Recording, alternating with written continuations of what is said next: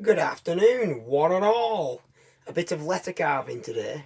We're on with a project at the minute. We've got like an entranceway to build on a property, and the client, because we've done like a real nice dry stone wall on the entrance. So just to finish it off nicely, the client wants the property name carving into a stone to set into the wall. So we'll talk you through how we go about that process. So because it's a sandstone wall, the client's been to a local stone yard, and this particular stone yard specialise in reclaimed flags. So then they go through a stone saw, and then they cut them into slices. But I presume like to make more flags. But one of the benefits of that is when with each slice of stone we're unearthing new clean stone underneath. So as you can see here on this gritstone, let's have a proper look at it. It's beautiful coloured stone, and it has, you see those lovely bits of quartz in there, so they had a real nice sparkle to the finished job. Quite difficult to carve because the sandstone, like the yellow bits in the stone, they're nice and soft. But once we get to the quartz, well, I'm no geologist, so I don't know if it's quartz or not, but the harder, more igneous parts of the stone, they're a lot harder than the sandstone. So we have to be really careful once we carve into them, we're not busting them out. Because that'll spoil the job if one of those pieces of quartz comes out, because we're left with a big spelch in the face then. So what we do is, as you can see, it's called laying head, and eventually house. Well, that's the idea. So what I do is I get print out a template. I'm no good at calligraphy whatsoever. You know, we have computers now, so why do fancy scripty writing? Well, I presume because if you're a stonemason or a letter carver, your art form's coming out from start to finish through your hands. Like I say, it's 21st century. I don't particularly have time to be scribbling about all fancy scripty sort of stuff on paper. So with the aid of modern technology, print out a little template, and then with the craft knife, I cut out each one of those little letters, and I know then that each letter is going to be standardised and easier for me to carve. It's going to be more regular. So what I'll do is then we mark up on the stone where we want each word to be, and then it's quite simple. Get my Sharpie,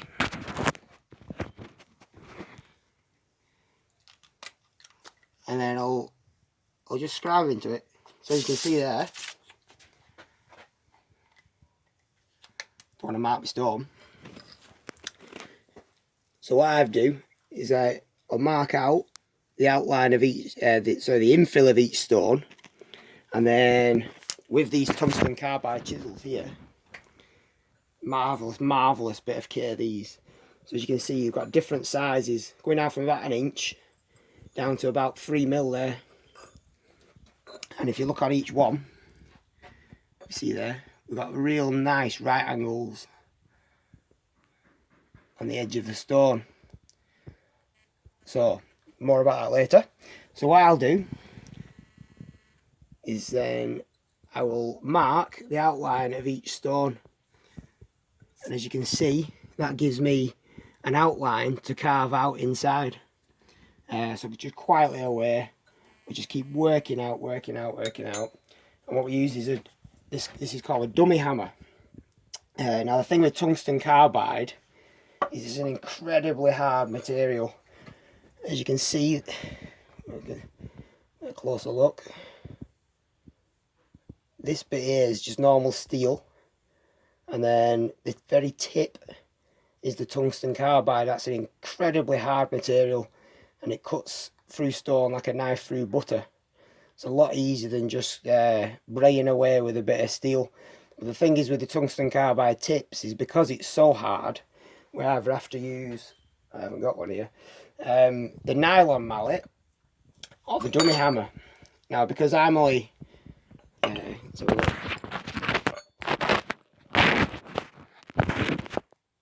Sorry about that. So that's all I'm hitting. It's just like a little tap, a little fairy tap. But if I was to bray away with a hammer, I'd find that the tips shatter. And when you're paying 50 quid per chisel, you don't really want to be snapping them tips. So, let's have a look.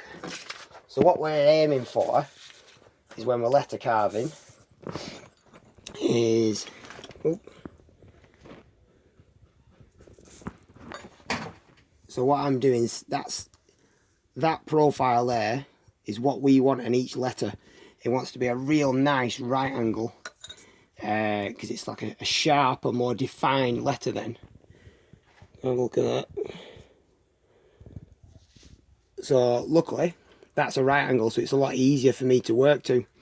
So what I'll do is with each start of the cut, I will mark a line up the middle of each letter. Then I'll just work away from that line, so I can work either side until I get down into that right angle there. You see that? So we've got a real nice, sharp, defined letter. Some of the sides aren't going to spelch off. They're not going to wear away. It's gonna outlast my grandkids. Is this particular stone? So what I'll do is I'll just start working out chisel, chisel, chisel. And I'll just, with each pass, I take a little bit more out. So all this material wants removing here.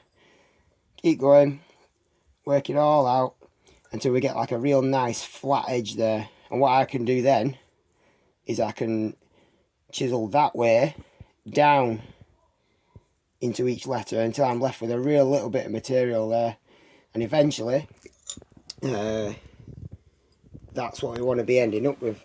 A real nice, sharp, clean, defined 90 degree angle letter, which is what we've got there and on the lane. So if I move the light, you can just see the indentation of each letter. Now because these are quite large letters on this this particular piece, each one's taking about an hour and a half to carve, so it's quite a meditative process. It's enjoyable, but you know, nowadays we have like CNC machines that can engrave stone. So you just put the stone into the machine, type into the computer what you want, lane head house, and it'll fire it out in like 10-15 minutes, which is perfect for nowadays. But I don't have the spare 20 or 30,000 pound to spare on a machine like that. So it's just a shame, really, that that nowadays these skills of using these old tools and letter carving by hand have kind of fallen by the wayside. There's not many young people coming into the industry. I think for the simple reason that they can, once you've bought a CNC machine, you can churn these out. You know, you can do a lot in a day. So it's removing the skills from the workforce. It's a real shame, but I suppose we move with the times, and these are things that happen. I say if you've got like millions of gravestones to carve in northern France back like 100 years since, every single one of them will have been carved by a mason with the chisels. But as far as I know, I don't think tungsten carbide was out in them days.